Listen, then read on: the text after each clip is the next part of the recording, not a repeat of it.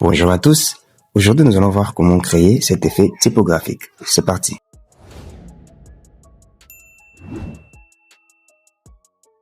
Alors, largeur vous allez mettre à 400 mm et puis la hauteur vous allez mettre à 210. N'oubliez surtout pas de renommer votre fichier. Et la couleur de l'arrière-plan, on va mettre noir et puis nous allons cliquer sur créer. Nous allons sélectionner l'outil texte et puis nous allons changer sa couleur. On va mettre la couleur blanche.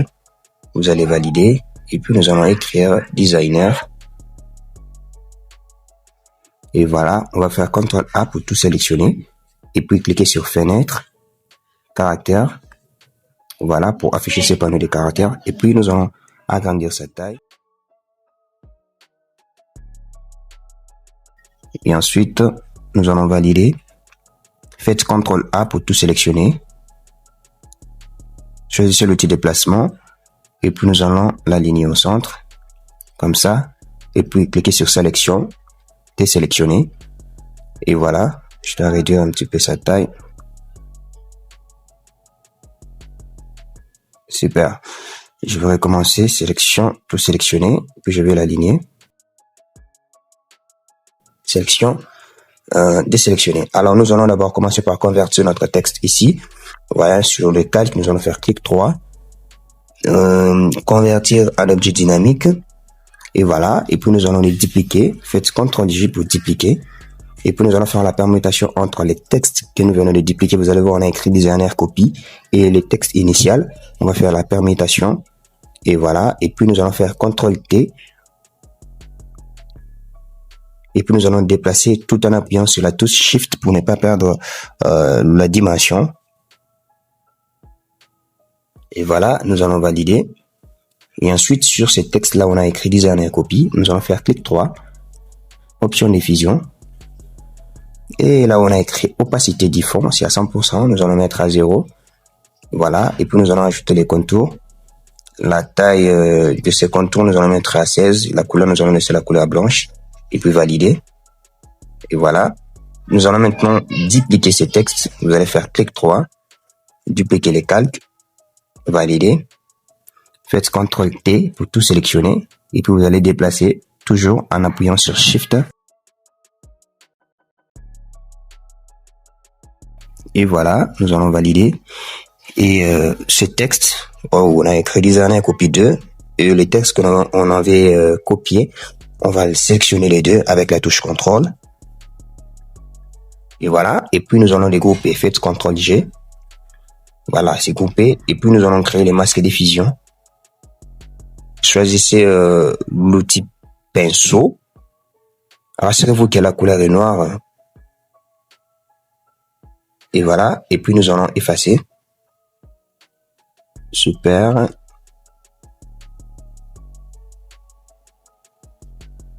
On va encore continuer. Et voilà. Et puis nous allons maintenant dupliquer ces groupes. Vous allez faire CTRL-G pour les dupliquer. Vous allez ouvrir ces dossiers. Vous allez voir des fichiers à l'intérieur qu'on avait groupés. On sélectionne les premiers. On va faire CTRL-T. Et puis nous allons les déplacer. Toujours en appuyant sur Shift. Comme ça. Je valide. Et puis je vais encore dupliquer, je vais encore déplacer celui-ci. Je fais CTRL-T.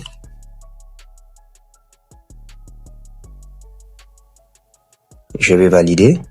Et ensuite, je vais fermer ces groupes sur le masque diffusion. Et je vais prendre l'outil pinceau, toujours avec la couleur noire. Et puis, je vais aussi effacer. Voilà. Et si vous voulez, par exemple, inverser, et vous avez vu que la couleur dépasse un peu, pour inverser, vous allez juste cliquer sur cette flèche, ou soit vous mettez automatiquement la couleur blanche, et puis vous pouvez arranger. Vous allez voir que lorsque je mets la couleur blanche, ça réapparaît l'image. Voilà, comme ici aussi, je dois ajouter la couleur blanche. Voilà. Je crois que c'est bon. Maintenant, on va changer sa couleur, mais avant de les changer, je préfère grouper les deux groupes ici, avec la touche CTRL. Et voilà, et puis je vais faire CTRL-G pour grouper. Je fais maintenant clic droit sur ce groupe, et puis option diffusion. Et voilà. Maintenant, on va utiliser les dégradés. Cliquez sur incrustation en dégradé. Voilà. Ici, vous avez l'angle, ça vous permet de modifier la position de ces dégradés. Vous avez l'échelle, souvent c'est à 100%, mais vous pouvez mettre à 150 ou soit à 42, ça dépend quel est vous, mais ici on va mettre à 100. Et puis l'échelle, nous allons mettre à 45 degrés. On va pas crocher sur inversé. Le style, on va mettre à linéaire. Le mode de fusion, on va laisser normal. L'opacité, on va laisser à 100.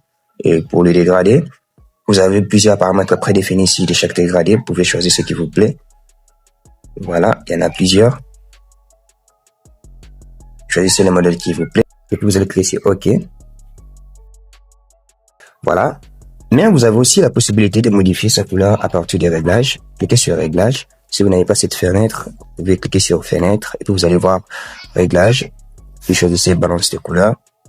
Vous pouvez balancer pour mettre la couleur qui vous plaît. Et voilà. Super. Je préfère laisser ça.